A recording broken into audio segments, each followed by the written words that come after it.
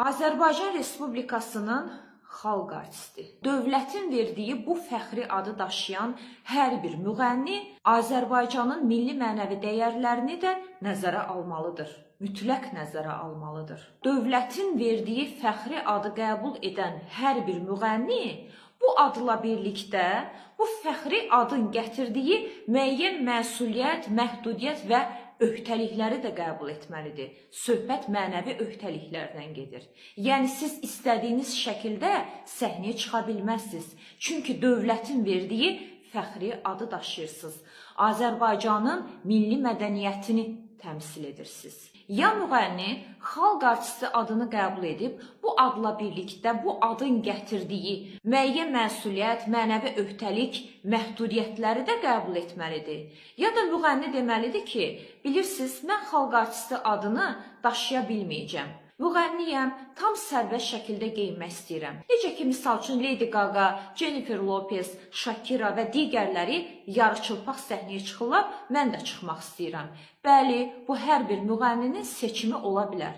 İmtina etsin, qəbul etməsin xalq artisti adını, səhnəyə istədiyi şəkildə çıxsın. İstəyir südvəzlərini tamam göstərsin. Özü bilər, öz fəaliyyətidir. Amma xalq artisti adını daşıyırsınızsa, siz artıq bu adın gətirdiyi müəyyən məhdudiyyətləri də qəbul etməlisiniz. Baxın, prezidentin iştirak etdiyi dövlət tədbirləri var ki, siz hansı müğənnini dövlət tədbirində bu cür açıq şəkildə görə bilərsiniz. Belə geyinmirlər, qapalı şəkildə geyinirlər. Niyə?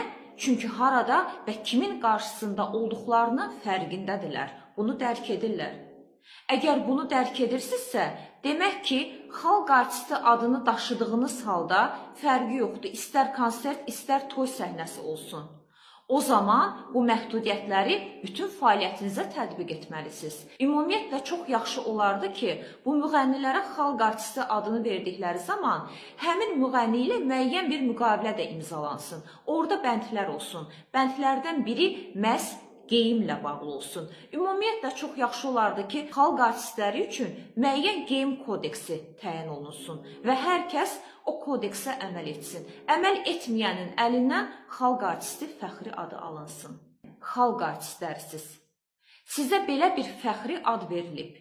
Siz səhnəyə çıxdığınız zaman fərqi yoxdur. Dediyim kimi, istər konsert olsun, istər toy səhnəsi olsun. Hər kəsdə olmayanı təqdim etməlisiniz. Yəni, südvəzi hər bir qadında var. Hətta kişilərin də südvəzi var. Siz yarıçılpaq səhnəyə çıxmaqla heç kəsi təəccübləndirə bilməzsiniz. Sizin bizə təqdim edəcəyiniz gözəl səsiniz və keyfiyyətli peşəkar mahnılardır. Biz bunları sizdən gözləyirik.